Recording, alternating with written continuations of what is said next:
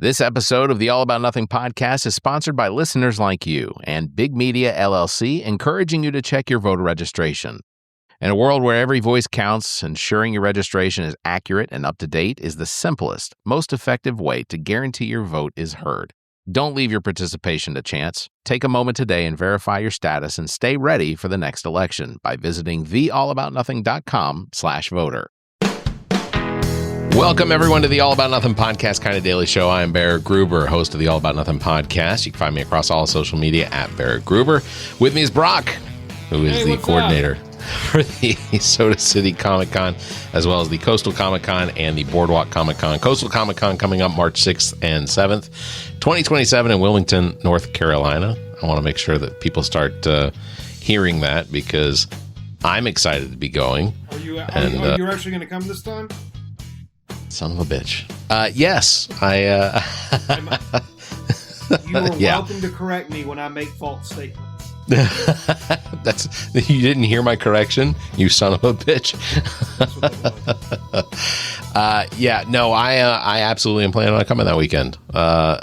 In fact, if you have anything you need me to do or help out Gabe, I will say that one of the things that I probably recognized is how much stress Gabe probably goes through with the back-to-back panels where he only has 10 minutes to run to go get his notes, grab whoever it is that he's taking on stage, and then get back on stage. Because, you know, some of the people that are there as the celebrity guests, they want to kind of hang around and chit chat with you after you get off stage, and it's like, I got 3 minutes. This has gone from a jog to a sprint, and I'm not entirely certain I can get Peter Weller to run at this time. So he wouldn't be running. No. But the flip side to that is once you get him in there, you can just go, hey, here's your mic and go, and then you're out. You do the I'm out. I think I asked you, and not entirely certain if you caught what happened, but I asked you, I think almost as soon as I saw you after the Peter Weller panel, was that a joke on me? Did anyone expect that to happen? As far as and just to explain, basically. As soon as Peter Weller's intro video played, I got up on stage and I said, "All right, welcome, Dr. Peter Weller." And he comes up on stage, and as I'm handing him the microphone, he's got one hand on his shoulder, and I'm handing him the microphone, and in my ear he goes, "Barrett, I just want to apologize for what's about to happen." Didn't understand what that meant, and then he retreated, or he moved towards the front of the stage. And he said, everybody, I know you're here to hear Barrett ask me questions, but we're just going to go ahead and open it up to questions from the audience. And that was it. Well, for 53 minutes. That's what happened. He made your life easy. For sure. Minutes. Did you go get a snack or get a drink? Or I stood there for 53 minutes, stage right, just, Were you on the stage or were you behind the curtain? Nope, I stayed on the stage. I didn't know where to go. I didn't know. You should have just sat down in the chair and just kind of kick back and be like, I'm just going to take a nap. Y'all wake me when it's done. Yeah, I had considered that at one point. I don't know. One of Lauren's production people that was operating the camera right next to me, he and I kept making eye contact at each other, and he's just giggling. In my head, I was like, he knew, everybody knew. Everyone knew but me. That's what I assumed.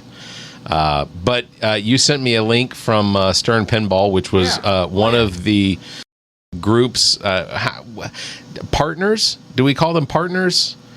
Because between Marco's Specialties and Stern and Jersey Jack, they're probably, there's no probably, they are the ones that help put together the incredible pinball setup that we have every year at Soda City Comic Con. And so we have to give as many thanks and kudos and bells and whatever you got to thank them for what they do for the event, because without them, it just wouldn't be possible. Without that support, Yeah. And that partnership that we've been able to establish and grow over the last several years, it just wouldn't be possible. And, I think that, as you probably know, and probably not very many people know, South Carolina, this past legislative session, I believe they passed a law that made pinball now legal. Believe it or not, pinball was illegal, and I believe it was considered a game of chance and not a game of skill. And now they've changed that, and so now anybody can play pinball. I think it was banned for people under 18. Some archaic old law that was on the books that they rectified. But so now pinball is available and free for all to play. The absurdity, without the fear of arrest and prosecution. But of course, nobody had been doing that for decades. So the absurdity that pinball could have potentially been illegal. I mean, it was back in the day, right? But it's not gambling. I mean, has it ever been a you play well, you get money? I guess tournaments. I don't know. I don't know about back in the day, but I know I was talking to Josh from Transmission Arcade, who's also another supporter of the event. And we got to talking about it was either New York or Chicago or one of the cities banned it, and then the other one banned it in retaliation, and basically kind of a tit for tat, similar to trade tariffs and trade wars that this country likes to find itself a party to.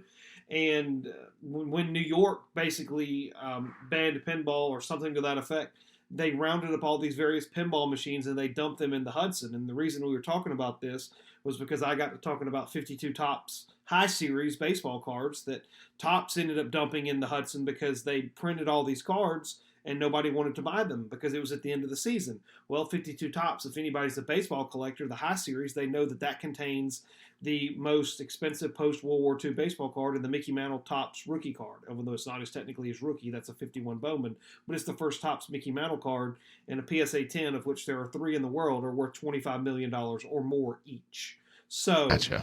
And the only reason that they're worth as much, I mean, granted, they'd still be worth a lot of money, but, scarcity drives price in a lot of collectibles. And when you dump hundreds of tons worth of cards in the Hudson and destroy them because nobody wanted to buy them at the end of 1952 or early 53,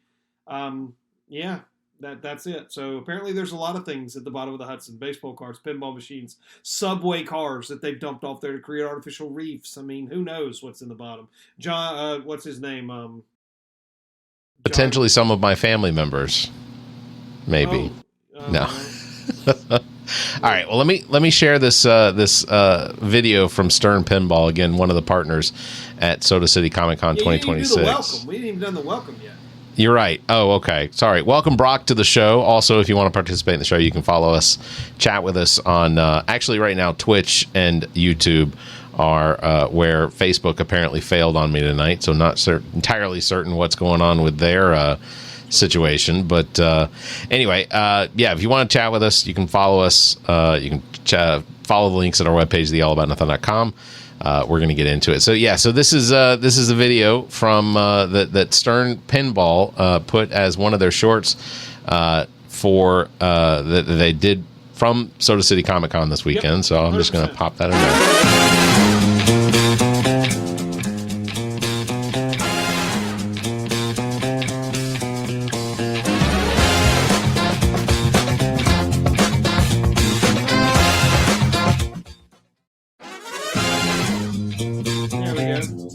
What, 15 seconds or That's so great. for real?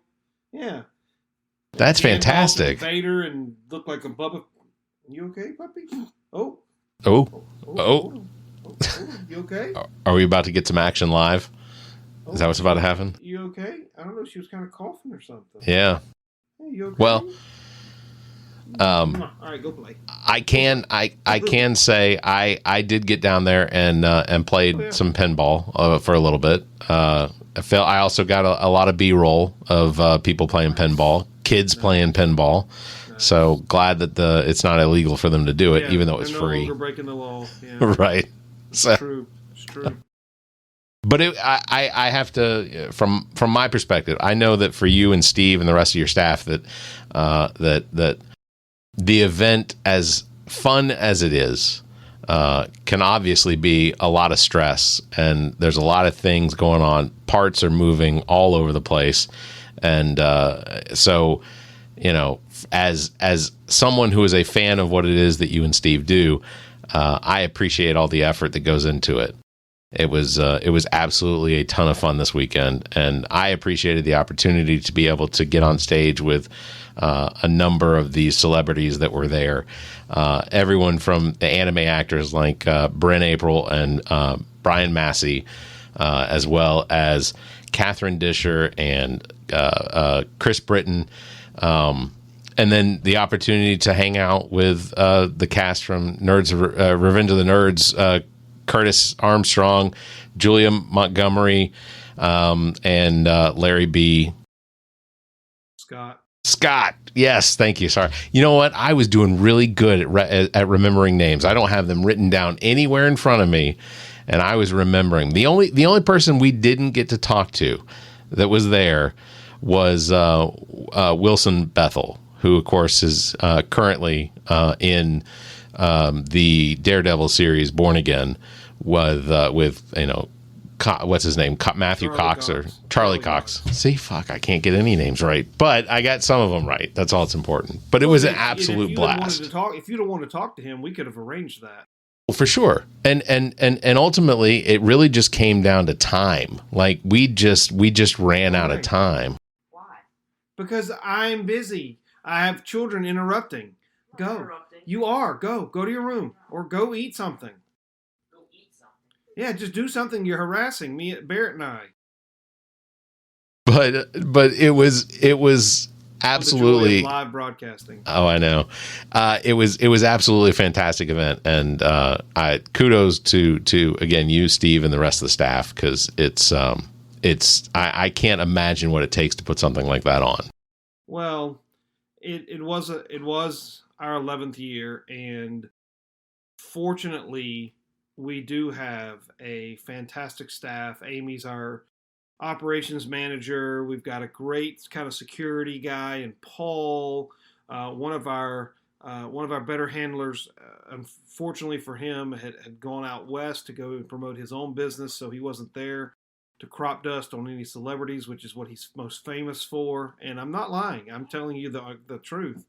And we just, Convention Center has a nice staff. I don't always see eye to eye with every one of them, but overall they're solid folk. Food's actually pretty good. I'll give them credit for that. It's not super expensive.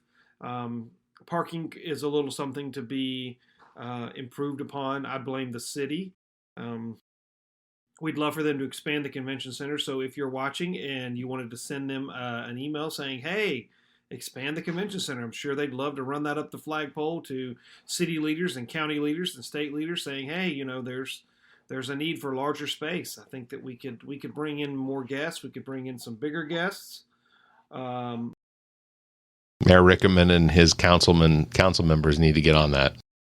Well, the latest word on the street is that any expansion plans are currently DOA. So that doesn't help us, but we are. No, I did not throw away your cake. I ate it.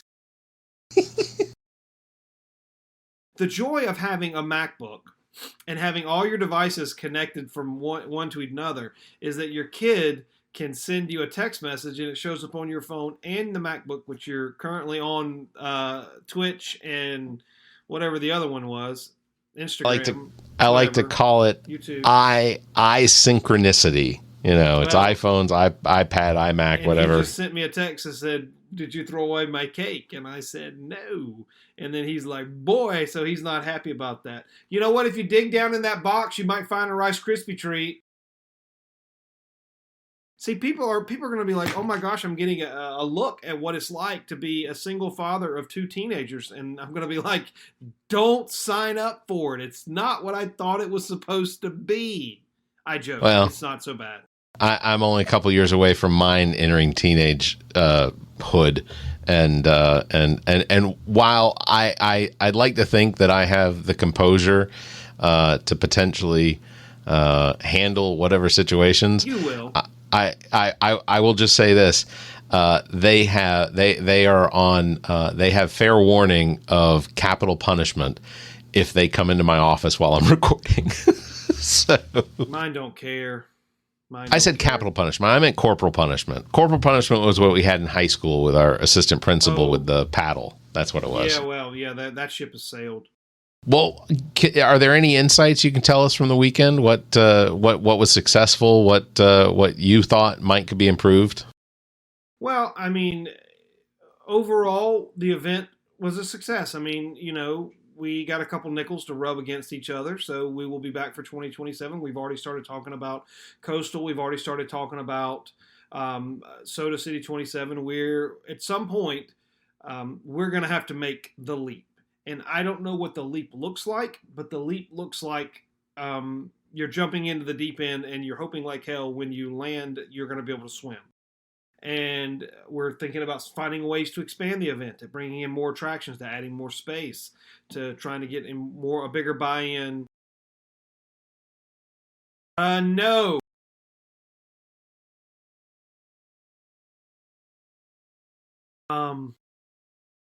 To try to bring in more support, whether it be through sponsorships or through partnerships like we have with Marco and Stern and Jersey Jack, and this year was T-Mobile Fiber who came. So if you're looking for fiber for your house, cheap plug, go to T-Mobile. I guess it's T-MobileFiber.com and see if your zip code is eligible for fiber. I would love to have fiber. I would love to get rid of Spectrum, but unfortunately, we don't have that option right now. It hadn't made it all the way out there yet. No, I say all the way out there. Blythewood's not far. Well, with the new 800-pound gorilla across the bridge, it will make it out here because it's only a matter of time. So, and eventually we'll have fiber, and I will be so much happier because I believe it's cheaper and faster and more reliable. So, I will give my fiber company a plug. I have Carolina Connect. Because we are on an electric co-op through Mid-Carolina, and I've had it for about 2 years now, and I pay $99 for 2.5 gigabit speed, which is, I think, phenomenal. So, but yeah, so successes. What was successful this year?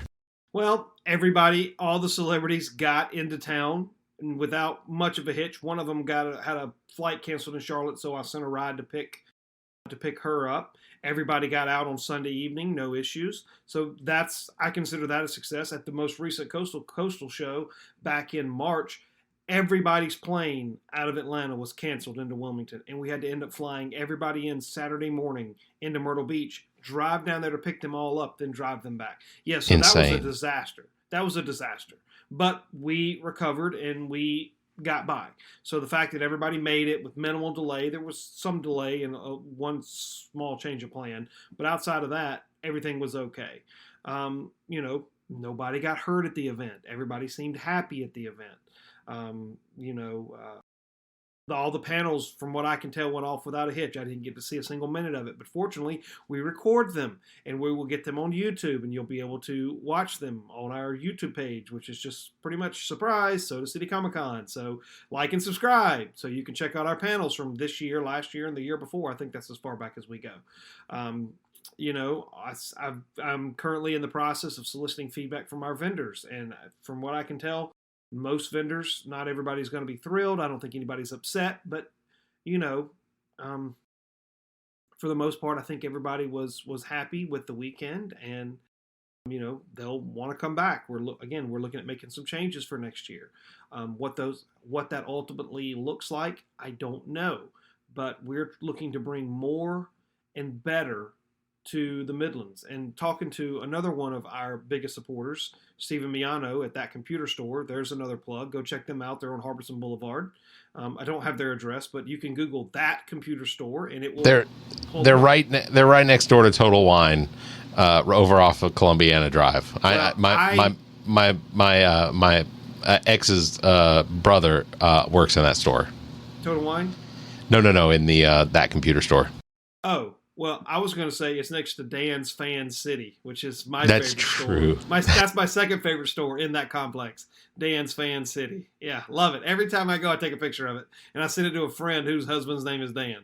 So, anyways, if you can't find that computer store, you can find Dan's Fan City. So they're getting a free shout out too. Anywho, I was talking to Steven about it, and he said that the great thing about this event is that it brings in all things pop culture into a city that historically has lacked that culture. And we know there's another event that's similar to this that's kind of moved in, and that's fine. There's enough room to be successful for everybody. We are Columbia's homegrown con. I live here. There are others that come in here and do events. They may not live here. So choose where you want to do your business. You can do it with people who come in, run an event, take the money and leave, or people that keep the money here. We tend to keep our money here. We're proud of the fact that we have, maybe not this year, but in the past, we've had multiple multi-million-dollar economic impacts on the weekend of Columbia. That's something that's really good, again, which is why we've encouraged the city leaders and county leaders and state leaders to, hey, start investing in us, because we can produce, we can bring in people. We're going to, again, like I said, we're looking to grow. We're looking to make a deep dive. We're looking to jump in and hope like hell we swim. And what I mean by that is bringing in big guests. And what's a big guest? Think Hayden Christensen type big guest. I'm not by any means saying that we're going to bring in Hayden Christensen, but that is a name that has been floated around. Sure. Steve and I were at GalaxyCon a few weeks ago. He was a guest there. He sold out, and it brings in tens of thousands of people. Not everybody gets to see him, but just to be a part of that atmosphere for a lot of people is enough. Yeah, absolutely. I agree. Yeah, overall, not an A+. There were some other factors that probably limited people's ability, or they went to other places, and that's okay. We got to find a way to differentiate ourselves. We got to find a way to make ourselves a must see TV. Basically, what they would say. We want to become a regional player, and so we're going to take the steps that we feel is necessary to make that happen. But let's move on. Let's move on to the fact that South Carolina is going to elect its second female senator. Well, hold on. We're going to be electing our first female senator. No. Second one, and it may be from the same family. Well, Darlene Graham wasn't elected. Oh, shit.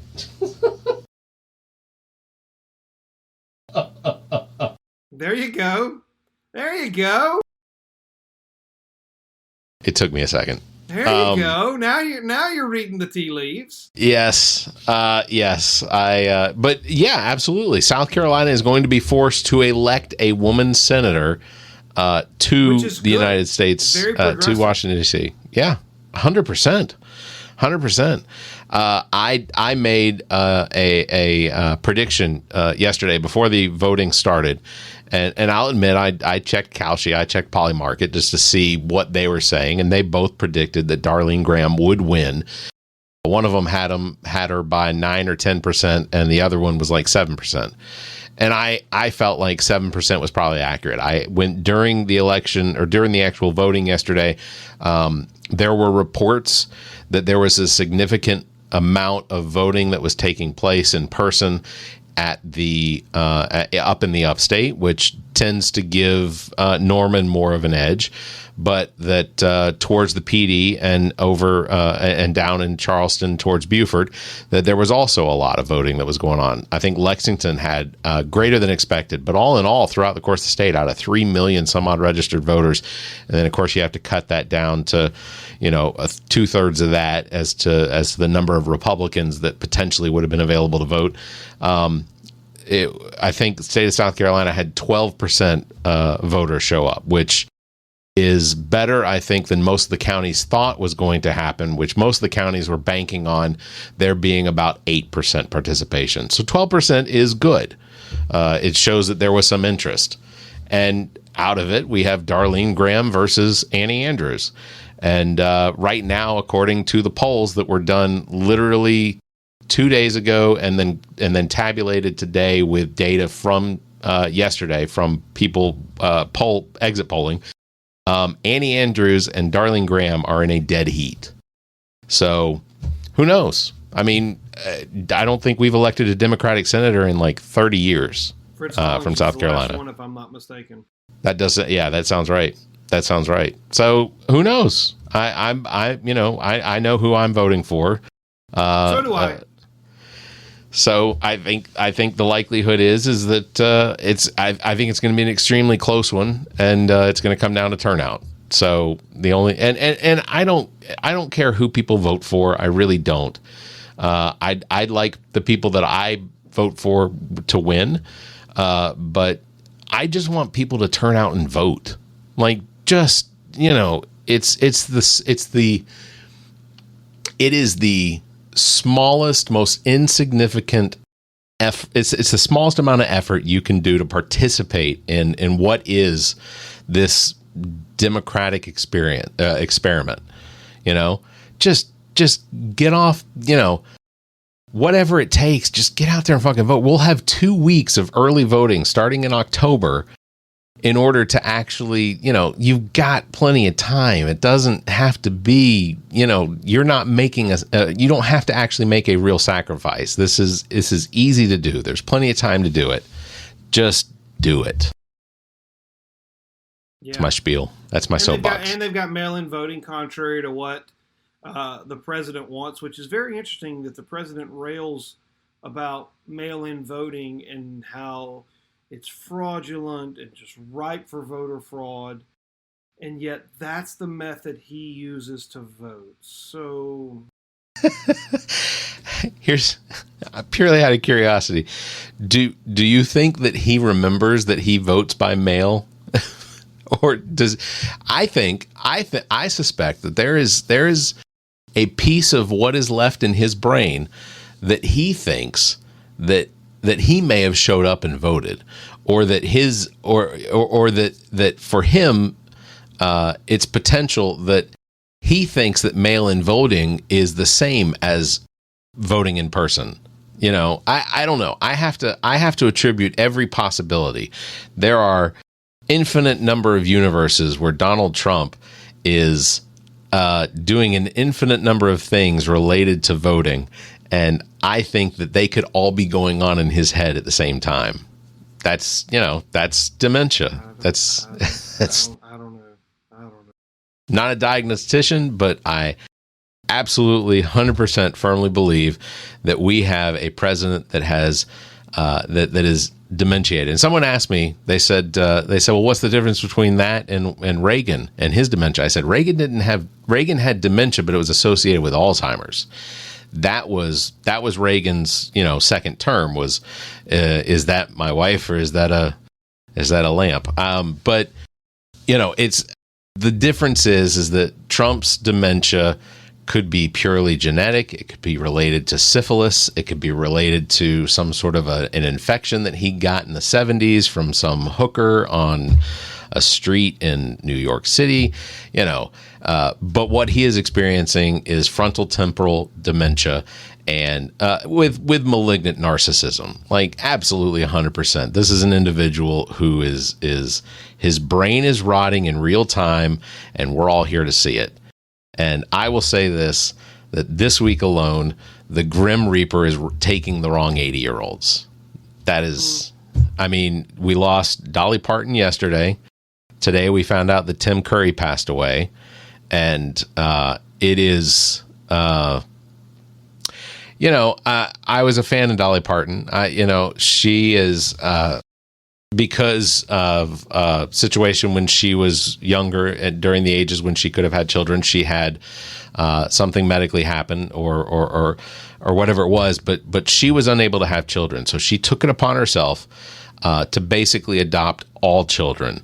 And her legacy will live on through Dolly Parton's legacy books that they still send and will continue to send free. If you sign up as a parent, you can Google it. But they will send you a children's book that is styled in a way that helps children learn to read and strengthens their imaginations and things like that. But they have her charity has probably spent tens of millions of dollars on this over the course of the last 25, 30 years. And it is absolutely just she was such just a light in what was potential. I mean, she could have, being a country artist and a pop star and things like that, she could have had a big head about herself. She could have done things that would have potentially embarrassed us as human beings, but she didn't. She everything she did was to the benefit of everyone around her. When she bought her own music away from, what was the guy's name? He was her manager, and he was in just absolute. He was in bankruptcy. She bought her music library from him for like $5 million, pulled him out of the gutter, and then when that was after she gave it, after he sued her for it, but she said, you know what, you can have it. And gave him $5 million. I think that's how it happened. Like, gave him $5 million, and then at some point she bought the music back from him. And Port Wagner, I think maybe that was his name. But anyway, it doesn't matter. She never did anything publicly, at least, that seemed to have a negative impact on anybody. And just, I didn't know this also. Apparently her husband, Carl Dean, passed away this year, back in March. So so she lost her husband earlier this year at 82, and we lost her yesterday. So, I think, and I don't know that there's anyone that could legitimately say anything negative about Dolly Parton. Yeah, I don't know. And then Tim Curry passing away today. Tim Curry, I was a huge fan of. I think that the wrong co-star from Home Alone 2 passed away today. Just saying. He was in the movie. He was in the movie, and he had an odd expression looking at the young Macaulay Culkin in that, which I read somewhere, somebody, one of the people that was on the production staff for that movie said they had to do that take several times because the way that Donald Trump leers at children is awkward. So well, it didn't quite make the movie. Well, I read that the only reason he was in that film is that was the requirement to be able to film in the plaza, was that he would have a scene in the movie, and so they acquiesced, and whatever. I mean, whatever, no big deal, but yeah. Yeah. Well, who knew? Who knew at the time what would happen? Malignant narcissist. So, There you but yeah, no. Tim Curry, of course. The Clue was one of his big movies, which I still look back fondly. He did the Rocky Horror Picture Show, which was, I've watched Rocky Horror Picture Show and enjoyed it for what it was, but there is a whole population of people that Tim Curry's passing is having a huge effect. So if you have friends that are either Gen X, part of the LGBTQ plus community, or they are potentially people that dress and drag, check on them today, because Tim Curry was a legend in that community. So, I've got this shirt from ZJZDesigns.com. It's one of their Thanksgiving prints, and I wore it to family dinner last year. I got more compliments on that thing than any of the food that we brought. Seriously, their stuff is clever, it's comfy, and it's always a conversation starter. Whether you're into spooky Halloween teas, patriotic vibes, or you just want something original that doesn't look like it came from a big box store, check them out. ZJZ Designs. They've got new prints all the time, and I guarantee you'll find one that fits your vibe. Check out ZJZDesigns.com. he will be missed as well. Yeah. Trying to think. We could rail on Darlene Graham some more if you wanted. No, I love how they've attached her sister's last name to her, and that they just it's I don't like this the idea of seats belonging to families or Agreed. yeah. So like I actually thought it was the coolest idea, and it was well received to have her serve out Lindsay, which again that name can also go both ways, to serve out the late senator's term. I thought that was a great idea. I thought it was a good move, and I fully supported it. And now it may turn around to bite everybody in the butt, because she clearly doesn't know what she's doing, or if she does know what she's doing a really poor job of faking it.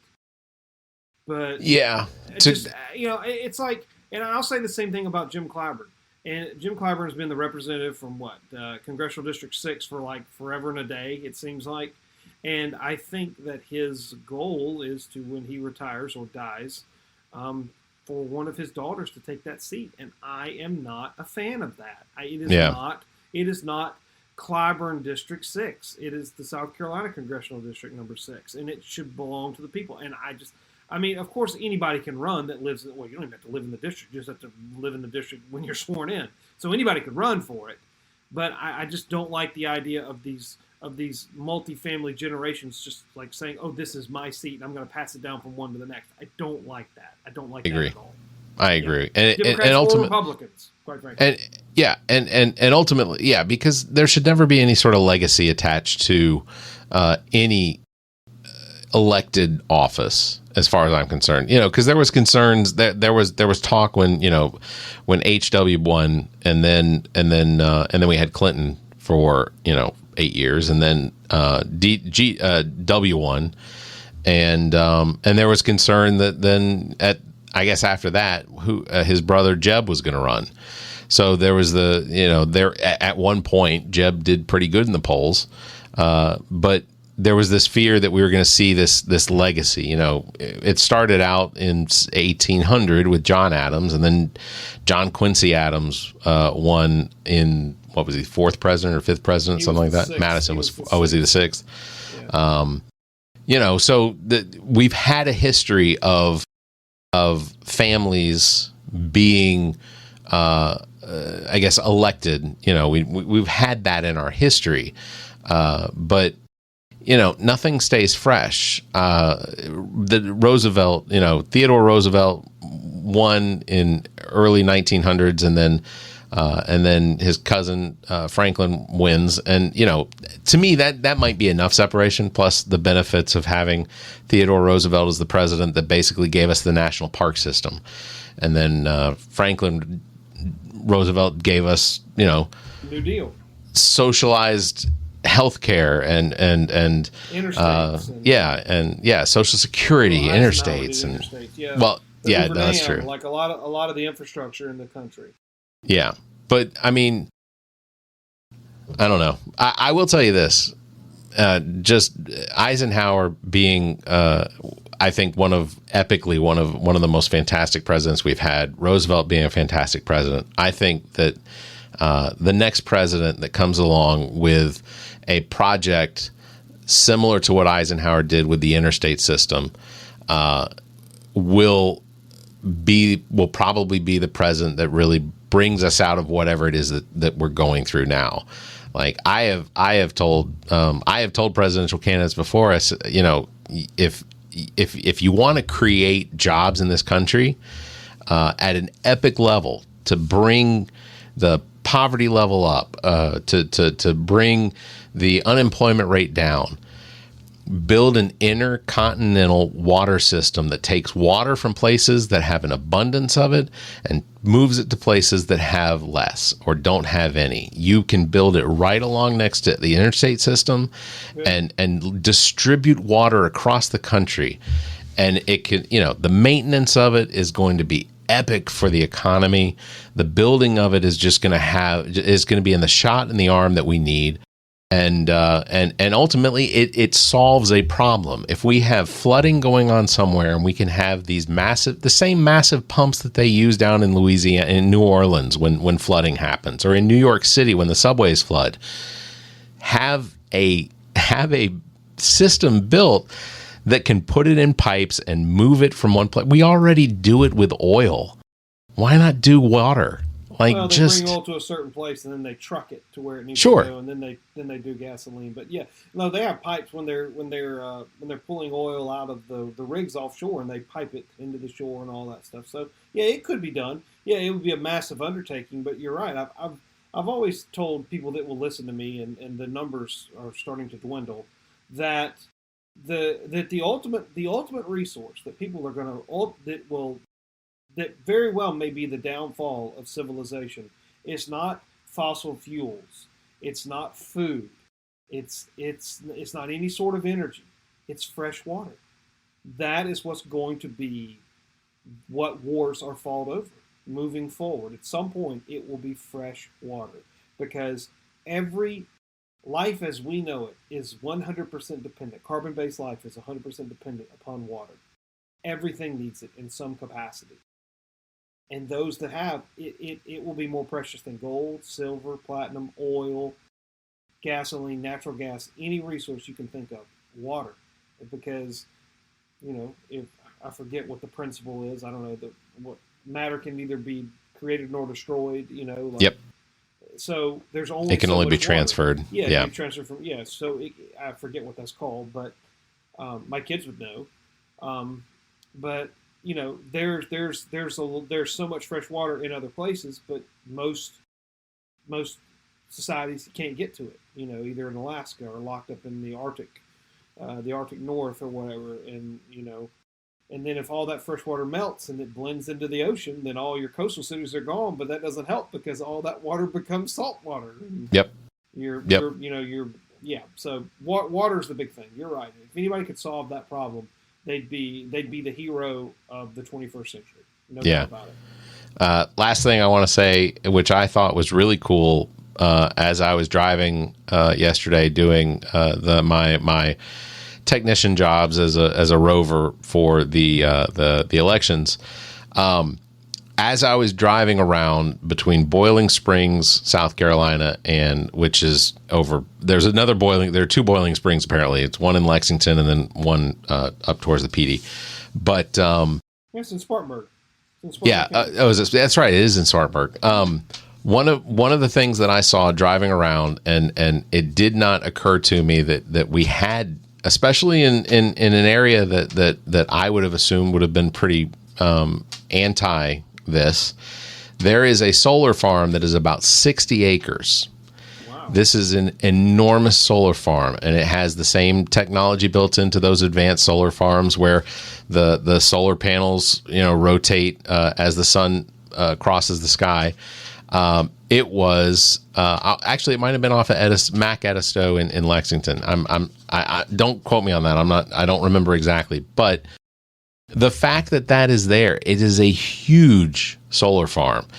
I don't know if maybe they how it all came to be. I'd like to research it and find out who it is that owns it and talk about it. But these solar farms, I know Trump hates the idea of using solar panels in places where nothing else is going on, and this is agricultural land that could be used potentially to grow corn or something like that. But is it necessary in the grand scheme of things to have corn growing everywhere when we already have corn?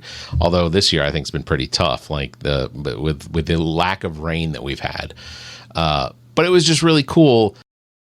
I drove past it twice yesterday, and at one point they in the morning it was pointed towards the east, or they were going towards the east, and then in the afternoon they were going to the west, and it was just really cool to see. And I am not offended at seeing windmills either. So I think that South Carolina could host windmills. I have zero issue with I see windmills and I'm like, oh, that's great. That's out there generating power. I mean, they're not really windmills the way that we think of them, with the little barn structure. Right. No, you're right. You're right. Dutch windmills or whatever. Those are windmills. They're wind farms, or those big, huge turbines. Wind turbines. That's what they're called.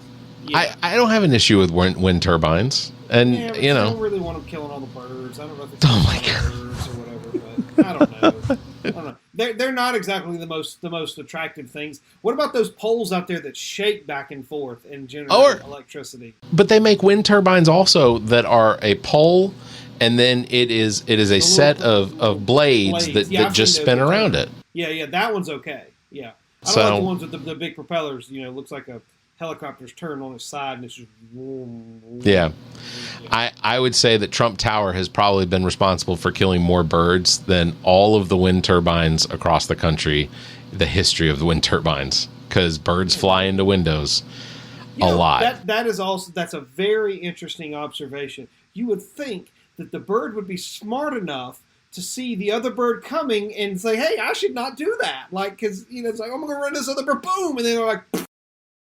I think I heard that birds have an unwritten rule that you never turn in a game of chicken.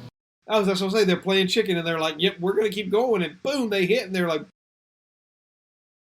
it's like Randy Johnson's fastball meets that bird. Poof. Well, on that disappointment, I will wrap it up. Brock, thanks for being here. Congratulations again on another successful Soda City Comic Con. It was, like I said, it was absolutely fantastic, and I'm looking forward to next year. But I'm looking forward to Coastal Comic Con coming up in March. I think this time I'm going to have to get a room in the party hotel directly where you're staying, man. I wouldn't. You seem to really overestimate what we do after 6:30. No. I'm just saying I want to be in the same hotel as the celebrities that come in town, so that if we're all just hanging out at the bar, I can hang out with them beforehand. You know, you've done a little bit of that, and there are some perks to hanging out at the hotel. One year we had Billy West, and he needed a phone charger, and so I had to go get him a phone charger and bring it to his room, and that was a little awkward. And you don't really think anything about it. I keep hearing stories about Cal Dodd, voice of Wolverine from the X-Men 97 series and the X-Men animated series, being an epic karaoke singer. You hadn't? Oh, well, that was one of the things that I've heard as part of conversations that go on. In fact, Catherine and Chris Britton also, they confirmed that this weekend. So, well, the next time I'm at a show and I see him, and he would absolutely remember me. I'll be like, "So, we're going to karaoke later tonight," and he'll probably be like, "Oh, well, where do you want to go?" Yeah.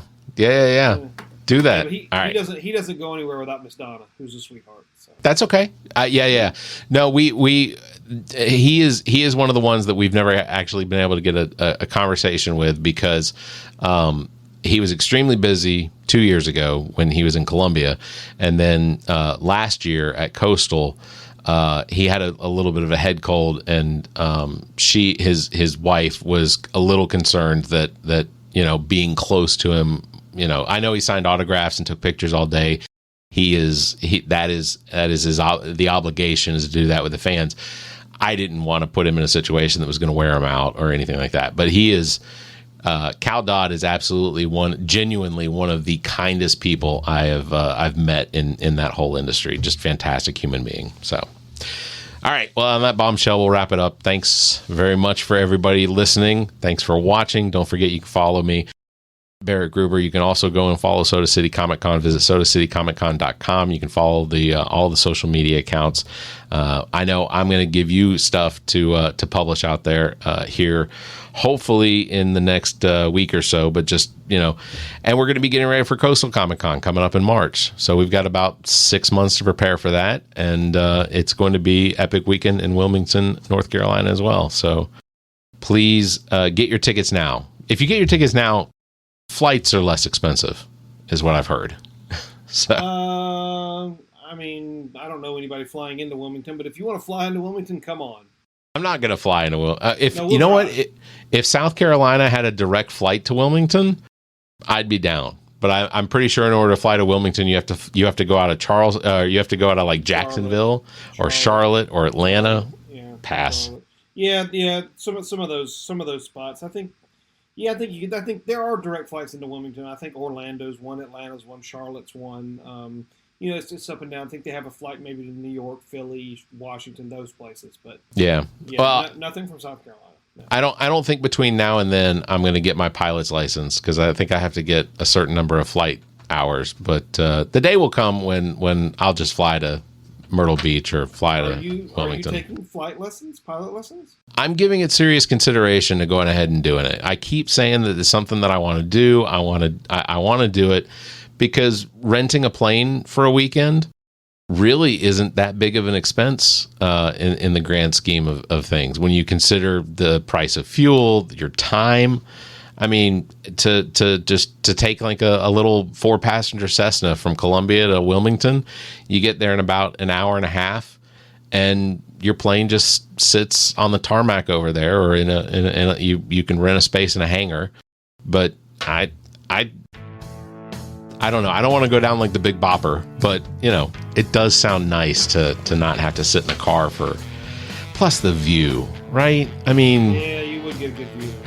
So I'm giving it some serious consideration this time around. Depends on what my bonus looks like in November. If my bonus looks really good, I might consider it. We'll see. All right. Let's go bonus. Thanks for. Let's go bonus. Let's go bonus for sure. All right. Thanks for liking and hitting that bell. If you can, give us a 5-star review or leave a comment.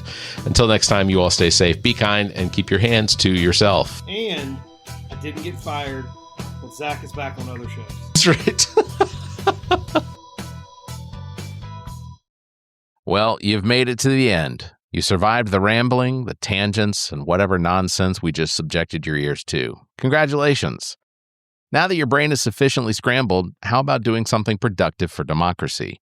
Before you go off to forget everything you just heard, do yourself a favor and double-check that your voter registration is actually legit at theallaboutnothing.com/voter. It's about the only way to make sure your vote counts, even if your taste in podcasts is questionable.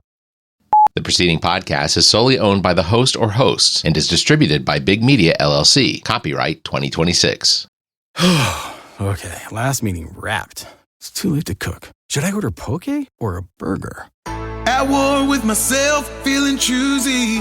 Burger or tuna, what a doozy. If only I could have one of every bite. Why can't we have food without the fight? With Wonder, you can combine 20 restaurants in one delivery, so you never have to choose. Use code MEALTIME for 50% off your first Wonder order. Terms apply. See wonder.com/new customer.